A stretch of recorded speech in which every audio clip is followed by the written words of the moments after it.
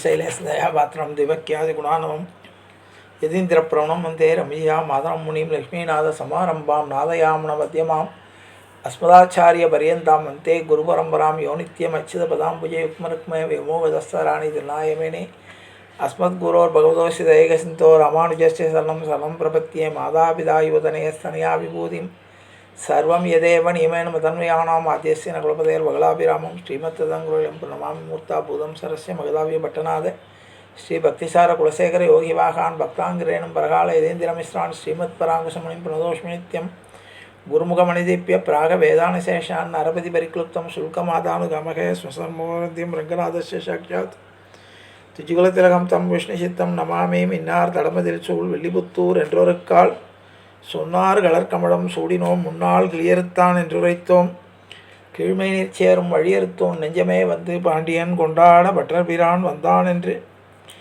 ஈண்டிய சங்கம் எடுத்தூத வேண்டிய வேதங்களோது விரைந்து கிளியறுத்தான் பாதங்கள் யாமுடைய 10 பல்லாண்டு பல்லாண்டு பல்லாயிரத்தாண்டு பல கோடி 100,000 மல்லாண்ட திந்தோள் மணிவண்ணா உன் சேவடி செவிதிற்காப்பு அடியோமோடும் நின்னோடும் பிரிவின்றி 1000 பல்லாண்டு வடிவாயனின் வளமார்வினில் வாழ்கின்ற மங்கையும் பல்லாண்டு வடிவார் சோதி வளத்துறையும் சுடராழியும் பல்லாண்டு படைபோல் பொக்கு முழங்கும் அப்பாஞ்ச சன்னியும் பல்லாண்டே பல்லாண்டு என்று பவித்திரனை பரமேட்டியை சாரங்கமென்னும் வெள்ளாண்டான் தன்னை விழிபுத்தூர் விட்டு சித்தன் விரும்பிய சொல் நல்லாண்டென்று நமிழிருப்பனமோ நாராயணாயவென்று பல்லாண்டும் பரமாத்மனை சூழ்ந்தேத்தோர் பல்லாண்டே அண்டாள் திருவடிகளே சரணம் ஆழ்வார் திருவடிகளே சரணம் ஜீயர் திருவடிகளே சரணம் ஆச்சாரிய திருவடிகளே சரணம் அப்பன் சுவாமிகள் திருவடிகளே சரணம். எல்லோருக்கும் அடியனுடைய பணிவான நமஸ்காரங்கள்.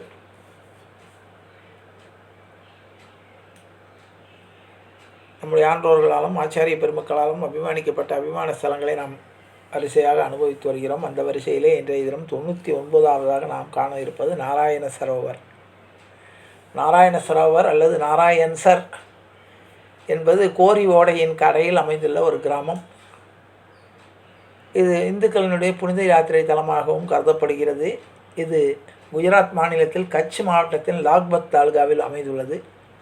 பழமையான கோடேஸ்வர் கோயில் வடமேற்கு திசையில் 4 கிலோமீட்டர் தொலைவில் அமைந்துள்ளது. இக்கோயில் வைஷ்ணவர்களின் 108 அபிமான ஸ்தலங்களில் ஒன்றாக வகைப்படுத்தப்பட்டுள்ளது. இந்த இடத்தின் முக்கிய கட்டடங்களான கோயில்கள் ஒரு கோட்டை சுவரால் சூழப்பட்டுள்ளது. அதற்கு வெளியே கிராமவாசிகளின் வீடுகள் அமைந்துள்ளன. இது முன்னர் 3000 அடி நீளமும் 15 அடி அகலமும் கொண்ட ஒரு மஞ்சள் கல் பாலத்தால் பிரதான நிலப்பகுதியுடன் இணைக்கப்பட்டிருந்தது. இது 1863ஆம் ஆண்டில் பம்பாயை சேர்ந்த கோகல்தாஸ் லீலாதர் பாஷா என்ற பாட்டியாவால் சுமார் 1,00,000 கோரியல் செலவில் கட்டப்பட்டது. இப்போது புதிய பாலமும் கட்டப்பட்டுள்ளது.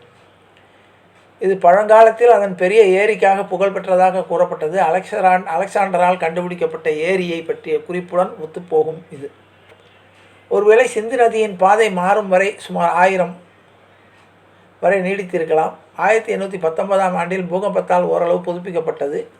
ஏரிக்கு அருகில் ஆரம்ப காலத்திலிருந்தே கிராமத்தின் ஆதிநாராயணனின் கோயில் ஒன்று இருந்தது. கன்படா பிரிவின் பூசாரிகளின் கீழ் நீண்ட காலமாக இருந்த இந்த கோயில் சுமார் 1550 ஜுனாகத்தை சேர்ந்த நாரங்கர் என்ற சன்னியாசி அல்லது அதித் என்பவரால் அவர்களிடம் பறிக்கப்பட்டது. நாரங்கார் 1056 அடிக்கு 997 அடி நீளமுள்ள நீள்வட்ட நீர்நிலையான குளத்தை சுற்றி நீண்ட மற்றும் அகலமான கரைகளை அமைத்தார். இது துளையிடப்பட்ட கல் சுவர்களால் பல குளியல் இடங்களாக பிரிக்கப்பட்டு கிழக்கு பக்கத்தை தவிர மற்ற எல்லா பகுதிகளும் கல் படிக்கட்டுகளுடன் அமைக்கப்பட்டு ஓய்வு இல்லங்களால் சூழப்பட்டிருந்தது. 164 அடிக்கு 62 அடி கற்கள் பதிக்கப்பட்ட முற்றத்தில் 7 கல்கோயில்கள் உள்ளன. ஏரியிலிருந்து கல் படிக்கட்டுகள் வழியாக கோயில்களை அடையலாம். மேலும் அவை ஒரு வலுவான சுவரால் சூழப்பட்டுள்ளது. கட்ச் மாநிலத்தின் ராவணராவ் தேசல்ஜியின் மனைவி வாகேலி மகுன்ஸ்வர் துவாரகாவின் பூசாரிகள் மீது அதிருப்தி அடைந்து தனது பிராமணர்களுடன் ஆலோசனை செய்த பிறகு நாராயணன் சாரை ஒரு போட்டி புனித ஸ்தலமாக உயர்த்த தீர்மானித்தார். அதன்படி 1734ஆம் ஆண்டில் அதன் முதலில் துவாரகா கோயில்களைப் போன்றே லட்சுமி நாராயணன் மற்றும் திரிகாம்பரை கோயில்களை கட்டினார். அவற்றுக்கு சில கிராமங்களின் வருவாய்களையும் சில வரிகளின் வருமானத்தையும் ஒதுக்கினார். பின்னர் ஆதிநாராயணன் கோவர்த்தநாத் துவாரகநாத் மற்றும் லட்சுமிஜி கோயில்களை கட்டினார். கோடேஸ்வரில் உள்ள கோயிலைப் போன்றே பாணியிலும் வடிவத்திலும் அமைந்துள்ள திரிகம்பேஸ்வரர் கோயில் 72 அடி நீளம் 68 அடி அகலம், 61 அடி உயரம் கொண்டது. இது 5 அடி 9 அங்குலம் உயரமுள்ள ஒரு மேடையில் அமைந்துள்ளது. இதன் நடுவில் ஒரு பெரிய மண்டபத்துடன் 3 பக்கவாட்டு மண்டபங்களும் உள்ளன. இவை அனைத்தும் 12 அடி உயர தூண்களின் மீது அமைந்த குவி மாடங்களால் மூடப்பட்டுள்ளன. மைய மண்டபம் 21 அடி சதுரமாகவும் ஒவ்வொரு பக்கவாட்டு மண்டபமும் 9 அடி 9 அங்குலமாகவும் உள்ளன. 1819ஆம் ஆண்டு ஏற்பட்ட நிலநடுக்கம் மைய குவி மாடத்தை தகர்த்தது. ஆனால் அது பின்னர் மீண்டும் கட்டப்பட்டது. மைய குவி மாடத்திற்கும் கருவறைக்கும் இடையே பகுதி ஒரு வெள்ளை மற்றும் கருப்பு பளிங்கு கற்களால் பதிக்கப்பட்டுள்ளது. கருவறையின் கிழக்கு திரைச்சுவரில் ஒரு கல்வெட்டுடன் கூடிய பளிங்கு தகடு உள்ளது. கதவுகள் வெள்ளியால் பூசப்பட்டுள்ளன. கருவறையில் ஒரு வெள்ளி சிம்மாசனத்தில் திருகம்பேஸ்வரரின் கருப்பு பளிங்கு சிலை நிற்கிறது. அந்த சிலை சிம்மாசனத்தின் கீழ் ஒரு காலில் மண்டியிட்டு கைகளை கூப்பியபடி இருக்கும் விஷ்ணுவின் வாகனமான கருடனின் கருப்பு பளிங்கு சிலையும் உள்ளது. திரிகம்பரையின் உருவத்தின் மீது 40 தங்கம் மற்றும் வெள்ளி குடைகள் உள்ளன. அவை பக்தர்களின் காணிக்கைகள். வாகேவி மகன்வரால் கட்டப்பட்ட மற்றும் 5 கோயில்கள் சமீபத்தில் கட்டப்பட்ட கல்யாணராய் கோயிலுடன் சேர்ந்து 14 தூண்கள் மற்றும் 48 அரை தூண்களால் தாங்கப்படும். 6 குவிமாடங்கள் வரிசையாக உருவாக்கின்றன. இவற்றின் அடித்தளங்கள், தூண்கள் மற்றும் மேற்பகுதியில் சிற்ப வேலைப்பாடுகள் உள்ளன. தாங்கு தூண்கள் சுருள் வடிவ நெளிவுகளாக உள்ளன. ஒரு குவிமாடத்தின் பக்கத் தூண்கள் அடுத்த குவிமாடத்தின் மேல்நிலை தூண்களை தாங்கவும் அடுத்தடுத்த தூண்கள் 3வது குவிமாடத்திற்கு அவ்வாறே செயல்படுகின்றன. இரு முனைகளிலும் உள்ள கோயில்களின் குவிமாடங்களுக்கு கீழே கதவுகளுடன் கூடிய திரைச்சுவர்கள் உள்ளன. ஆனால் மற்ற கோயில்களில் முன்புறத்தில் நுழைவாயில்களுடன் கூடிய ஒரு பொதுவான திண்ணை உள்ளது. ஒவ்வொரு நுழைவாயிலின் இருபுறமும் உள்ள இடம் மரச்சட்ட திரையால் மூடப்பட்டுள்ளது. ஒவ்வொரு கோயிலிலும் கல்வெட்டு உள்ளது. லட்சுமிஜி கோயிலில் அதில் ஒரு நாகப்பாம்பை குத்தும் ஆயுதத்தை ஏந்திய கருடனின் பெரிய உருவம் உள்ளது. 3வது சன்னதியான கோவர்தனரானது எளிமையானது. 4வது சன்னதியான ஆதிநாராயணனுக்கானது. மண்டபத்தில் கருங்கல் தளம் உள்ளது. அதற்கு எதிரே சமீபத்தில் கட்டப்பட்ட கோபால்ஜியின் சிறிய சன்னதி உள்ளது. கடைசியான லட்சுமி நாராயணனுக்கானது வெள்ளி பூசப்பட்ட கதவுகளையும் வெள்ளியாலான சிலை சிம்மாசனத்தையும் விதானத்தையும் கொண்டுள்ளது. இந்த 5 கோயில்களின் வரிசையில் ராவ் தேஷல்ஜி என்பவரால் 1828 கட்டப்பட்ட கல்யாணராய் கோயிலும் உள்ளது. நுழைவாயிலின் கல் மற்றும் மரச்சட்டங்கள் செழுமையாக செதுக்கப்பட்டுள்ளன. மேலும் கதவுகளில் வெள்ளியால் பூசப்பட்டுள்ளன. அவற்றில் பூக்கள், பழங்கள், இலைகள் மற்றும் கொடிகள் மிகுந்த திறமையுடன் செதுக்கப்பட்டுள்ளன. கடவுளின் விதானம் ஒரு பீடத்தில் நிற்கிறது. மேலும் நேர்த்தியான சூழல், பள்ளங்கள் மற்றும் செழுமையான செதுக்கப்பட்ட அலங்காரப்பட்டைகள், பீடங்கள் மற்றும் தண்டுகளை கொண்ட 4 வெள்ளி தூண்களால் தங்கப்படுகிறது. சிலை மெருகூட்டப்பட்ட கருப்பு பளிங்கு கல்லால் ஆனது.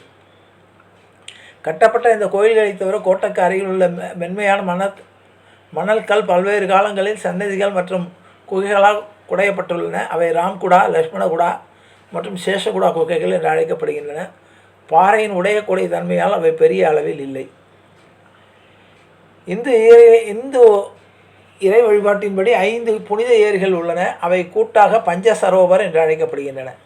மானசரோவர், பிந்து சரோவர், நாராயண சரோவர், பம்பா சரோவர் மற்றும் புஷ்கர் சரோவர் என்ற 5 புனித ஏரிகளாக கணிதப்படுகின்றன. புராணங்கள் படி இந்தியாவின் புனித நதிகளில் ஒன்றான சரஸ்வதி நதி இன்றைய நாராயண சரோவருக்கு அருகில் கடலில் முகத்துவாரத்தை கொண்டிருக்கின்றது. மேலும் ஏரியின் நீர் சரஸ்வதி நதியின் புனித நீரால் நிரம்பியது. அதனால் தான் இந்த இடம் இந்துக்களால் 5 புனித ஏரிகளில் ஒன்றாக இன்றும் கருதப்படுகிறது. இங்கு ஆண்டுதோறும் 2 திருவிழாக்கள் நடைபெறுகின்றன. ஒன்று சித்திரை மாதத்தில், மற்றொன்று கார்த்திகை மாதத்தில். இந்தியாவிலிருந்து ஆயிரக்கணக்கான யாத்திரிகள் நாராயண சரோவர் கரையில் இறுதிச் சடங்குகளை செய்ய வருகிறார்கள். யாத்திரிகர்களுக்கு தங்குமிட வசதியும் உள்ளது. நாராயண சரோவருக்கு மிக அருகில் உள்ள விமான நிலையம் புஜில் உள்ளது. இது சாலை வழியாக 150 கிலோமீட்டர் தொலைவில் அமைந்துள்ளது. நீண்ட தூர ரயில்களுக்கான மிக அருகில் உள்ள ரயில் நிலையம் புஜ் தான். சமீபத்தில் பயன்பாட்டிற்கு வந்த புஜ் தலியா ரயில்வே பாதையில் இது நலியா சாலை வழியாக 60 கிலோமீட்டர் தொலைவில் அமைந்துள்ளது. இவ்வளவு சிறப்புகள் உரிய நாராயண சரோவரை நாம் வணங்கி மகிழ்வோம் என்று கூறி நிறைவு செய்கிறேன். ஜானகி காந்தேஸ்மரனே ஜெய ஜெய ராமராம். சத்குரு மகாராஜுக்கு ஜெய, ஆஞ்சநேய மூர்த்திக்கு ஜெய. அறியாத பிள்ளைகளும் அன்பினால் உந்தன்னை சிறுபேரழித்தனம் சீரி அல்லாத இறைவான் இதாராய் பறையேலூர் அம்பாவை தைக்கும் ஏழேல் பிறவிக்கும் உந்தன்னோடு உற்றோமே ஆவோம் உனக்கே நாம் ஆட்சேவோம் மற்ற நம் காமங்கள் மாற்றியலோர் அம்பாவை. செங்கந்திருமுகத்து செல்வர் திருமாலால் எங்கும் திருவள்ளுவர் பெற்று இன்புருவர் அம்பாவை. ரே ராம ரே ராம ராம ராம ரே ரே கிருஷ்ண ரே கிருஷ்ண கிருஷ்ண கிருஷ்ண ரே ஹரி கோவிந்த ராம சங்கீர்த்தனம் கோவிந்தா ஹரி கோவிந்தா.